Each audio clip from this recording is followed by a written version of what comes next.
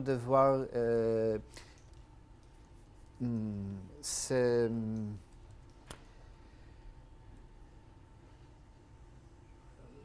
ce tableau que Bernard a esquissé avec les courants différents. À mon avis, je trouve que le somme esthétique peut comprendre tous ces courants. Et comme ça peut comprendre aussi toutes les techniques, même les techniques que je ne préfère pas pratiquer. C'est-à-dire, la somme esthétique étudie des techniques somatiques, mais le fait de les étudier ne dit pas qu'on favorise ou valorise ou même accepte ces techniques. On peut bien étudier des techniques sans les accepter dans la pratique, dans la vie, dans la même façon où on étudie la philosophie sans forcément accepter les philosophies qu'on étudie. Il y a des théologues et les chercheurs en religion qui sont les laïcs, mais quand même, ils doivent connaître même les religions qui sont affreuses. Et la somme esthétique n'est pas obligée d'affirmer toutes les techniques qu'elle étudie. Et donc, mais il faut reconnaître ces techniques. Par exemple, je ne suis pas un grand amateur de chirurgie cosmétique, même si j'habite dans un lieu dans le sud de la Floride qui est vraiment une chose de tous les jours. Nous avons chez nous des très belles femmes qui ont un visage sans rides, mais elles ne peuvent pas sourire. Le pot est tellement tiré, tellement de fois, qu'elles sont jolies mais figées. Et donc, je ne suis pas quelqu'un qui affirme la chirurgie cosmétique, mais il y a des cas où c'est important et je suis libéral.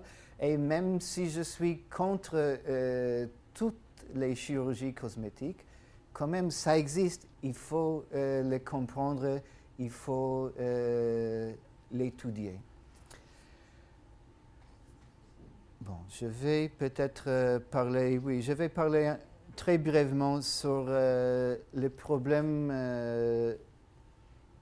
de corps dans les sciences humaines et le rejet de corps dans les sciences humaines. Vous êtes ici dans une UFR de sport et d'éducation physique, donc peut-être ce n'est pas un problème pour vous, mais chez moi, c'est très difficile de prôner l'importance du corps et aussi des pratiques corporelles dans la philosophie. Et en fin de compte, je ne fais jamais des leçons pratiques dans mes cours de philo, parce que ça serait pas mal vu, c'est vrai, ça serait mal vu, mais ça serait mal compris. Ça serait compris comme provocation. Et donc, je sépare les choses. Je donne des cours en philo purs pour les philosophes et les étudiants de philosophie et les gens qui s'intéressent des questions de cours. Même quand je donne un séminaire sur le cours, je ne mêle pas des expériences parce que aux États-Unis, c'est un pays très difficile vis-à-vis, c'est un pays très juridique. Et je ne veux pas un procès contre moi, contre mon université, si je touche quelqu'un ou si quelqu'un est embarrassé d'être allongé par terre. On peut dire Je ne suis pas venu apprendre la philosophie pour m'allonger avec les yeux fermés par terre. Qu'est-ce que je fais ici? Et donc, pour éviter de telles situations, je donne des cours normaux en philo, même si c'est sur des questions corporelles, et les gens qui veulent avoir le côté pratique, on trouve un autre moment, et normalement, je les envoie aux autres professeurs privés dans les méthodes spécifiques, soit le yoga, soit le tai chi, même soit le Feldenkrais. Mais les ateliers et les leçons privées, je fais. Donc, le rejet humanistique du corps, c'est des deux paradoxes. Le corps est rejeté, à mon avis, par des sciences humaines parce que le corps exprime d'une façon la plus forte l'ambiguïté fondamentale de l'être humain. Et la deuxième raison pour laquelle le corps est rejeté dans les sciences humaines, c'est parce que le corps est le moyen indispensable pour arriver à nos finalités intellectuelles. Et à cause du fait qu'il est le moyen indispensable, il est rejeté parce qu'on voudrait arriver aux fins sans faire attention aux moyens, et ça ne marche pas. Donc, très rapidement, je passe sur le corps comme symbole de l'ambiguïté humaine. Donc, le corps est ambigu parce que ça exprime notre double existence comme sujet et comme objet. À la fois, le corps est une sensibilité subjective faisant l'expérience du monde, et de l'autre côté, le corps est un objet perçu dans ce monde. Je suis corps autant que j'ai un corps. Le corps exprime l'ambiguïté de l'existence humaine en étant à la fois un être générique et une différence individuelle. Bien que nos corps nous réunissent en tant qu'humains, ils nous séparent également au travers de la structure physique, de la pratique fonctionnelle et de l'interprétation socio-culturelle en différents genres, races, ethnicités, classes et bien plus en les individus uniques que nous sommes. Nous pouvons tous utiliser des jambes pour marcher et des mains pour empoigner, mais chaque personne a une démarche et une empreinte digitale différente. Et donc, cette ambiguïté de universalité et spécificité générique ou individuelle donne à une autre ambivalence la solidarité et les préjugés. Les similitudes et les différences de nos corps sont profondément chargées d'une signification sociale en approchant d'un élan charitable des personnes ayant une ethnicité et une culture très différentes. On fait appel aux analogies de notre forme somatique, notre expérience, nos besoins et nos souffrances. Mais le corps, par la couleur de la peau et des cheveux, par les traits du visage et aussi par le comportement gestuel, est inversement le premier lieu où s'accentuent nos différences et se dessinent des profils peu charitables. La plupart des hostilités ethniques et raciales n'est pas le résultat d'une pensée rationnelle, mais de préjugés profonds qui sont somatiquement marqués par des sentiments vaguement inconfortables, éveillés par des corps étrangers, sentiments qui sont vécus implicitement et donc enracinés en dessous du niveau de la conscience explicite. Et donc, une chose que je fais parfois dans des ateliers, c'est travailler sur ces sentiments implicites, des sentiments d'intersubjectivité qui on sent sans être conscient de ces sentiments, mais ils influencent d'une manière très importante notre comportement. Et nous ne pouvons pas contrôler ce comportement sans reconnaître les sentiments qui sont à la base de ce comportement. Et donc, il nous faut une conscience plus explicite de notre corps pour contrôler ces mauvais sentiments, c'est-à-dire sentir une malaise, mais quand même la surmonter pour se comporter d'une manière polie, agréable, généreuse avec la personne qui nous donne un sentiment vaguement inconfortable. Mais il y a aussi un moyen de, pas uniquement de surmonter ces sentiments inconfortables, mais vraiment de transformer ces sentiments inconfortables en un sentiment plus agréable.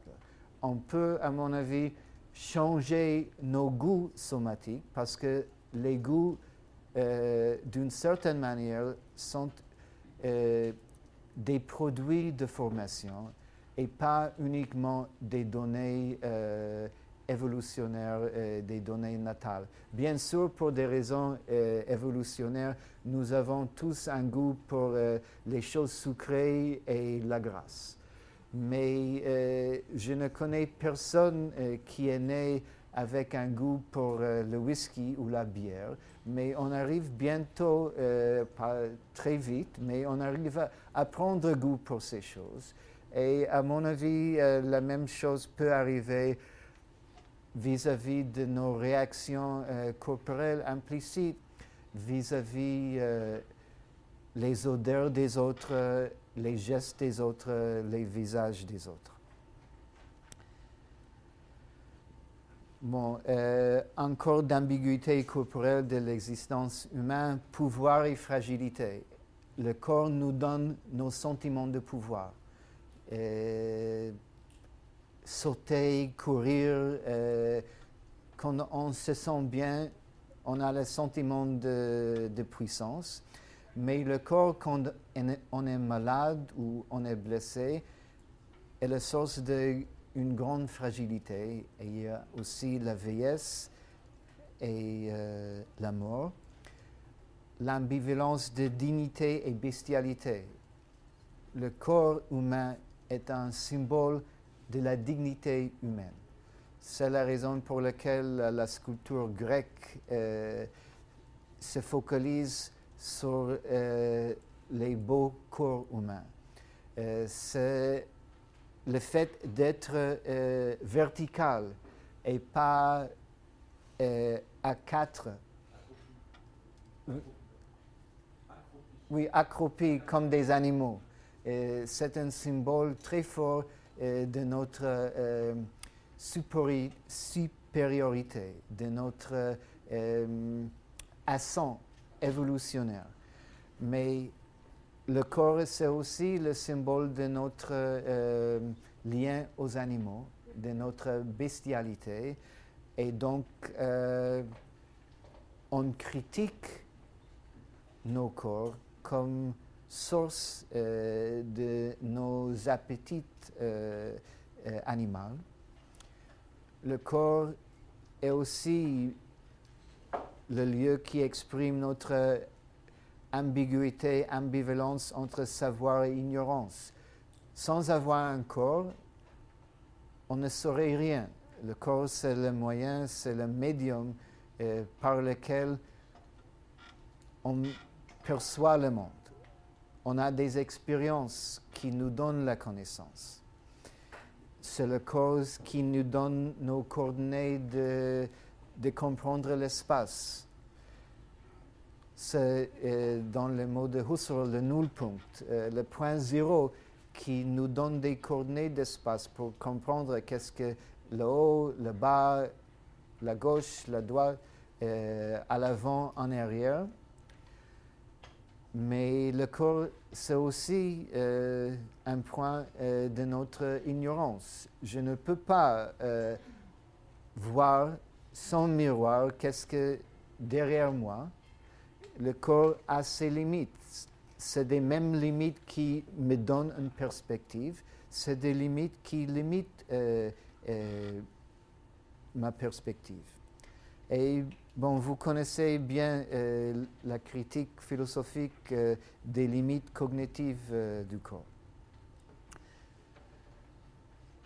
même si le corps est critiqué par les moralistes, le corps est au centre, à mon avis, de notre vie éthique, parce que nos concepts éthiques et nos normes dépendent des formes sociales de vie qui comprennent les façons dont nous ressentons nos corps et les manières dont les autres les traitent.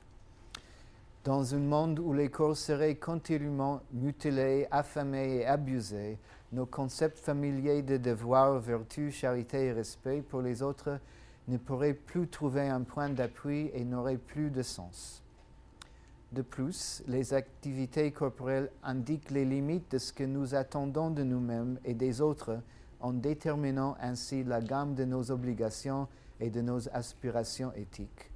Lorsque l'on est paralysé, on n'a pas le devoir de bondir au secours d'un enfant qui se noie. Et bon, maintenant je passe à une idée qui est commune à Confucius, mais aussi à Foucault, mais dans les sens différents. C'est le corps, c'est le lieu où sont transmis les normes éthiques et sociopolitiques, et donc le corps est le lieu où le pouvoir est transmis.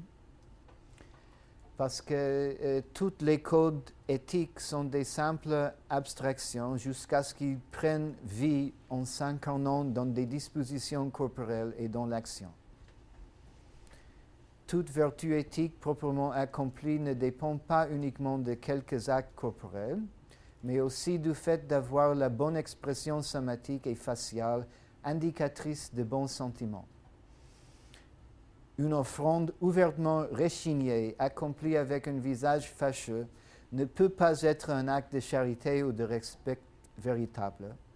Et c'est pourquoi Confucius préconisait qu'une expression appropriée est essentielle à la vertu.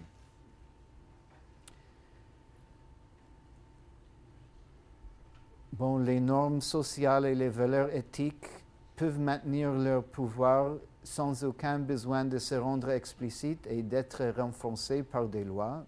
Elles sont observées implicitement et se consolident au travers de nos habitudes corporelles, y compris les habitudes émotionnelles. Bon, je prends un exemple ici. Vous êtes assis. Pourquoi? Parce que vous êtes discipliné à être assis et à écouter à quelqu'un qui a donné l'autorité à vous parler. C'est une chose que vous avez dû apprendre. C'est la première chose qu'on apprend à l'école, s'asseoir. Ce n'est pas normal pour un enfant de 5 ans de s'asseoir et écouter. À mon avis, ce n'est pas même vraiment très bien pour nous, des adultes, de s'asseoir toute la journée, soit en écrivant sur l'écran, soit en écoutant des conférences. Mais on est discipliné, on est formé comme ça. Et même sans avoir un pistolet ou un grand bâton, vous êtes docilement assis à travers des normes de comportement corporel qui vous ont entraîné à vous asseoir très longtemps avec une patience que j'admire. Le corps est important pour l'éthique d'une manière encore plus fondamentale. À mon avis, l'éthique implique un choix, lequel implique en retour la liberté de choisir et d'agir sur ce choix. Et nous ne pouvons pas agir sans nos moyens corporels. Et je trouve que le corps et le mouvement du corps nous fournit vraiment le symbole de base de la liberté. C'est des exemples les plus fondamentaux de la liberté. C'est la liberté, la puissance de lever une main, de tourner la tête. À mon avis, c'est la base des idées, de nos idées plus abstraites de liberté. Mais le corps nous donne aussi les exemples de base de manque de liberté. C'est les contraintes corporelles sur nos actions. On peut imaginer faire beaucoup de choses, mais l'expérience corporelle montre nos limites. Donc c'est à la fois encore l'ambiguïté de notre pouvoir, de notre liberté. Je veux partir, je pars. Mais je n'arrive pas très loin avec mon corps, sans voiture, sans argent pour acheter un billet, surtout pas rester toute la nuit dehors. Il y a limite à ma liberté que le corps implique. Bon, je passe maintenant somme esthétique et les buts principaux de la philosophie. Je suis arrivé à la somme esthétique par deux moyens qui ont une intersection très claire. C'est l'esthétique pragmatiste.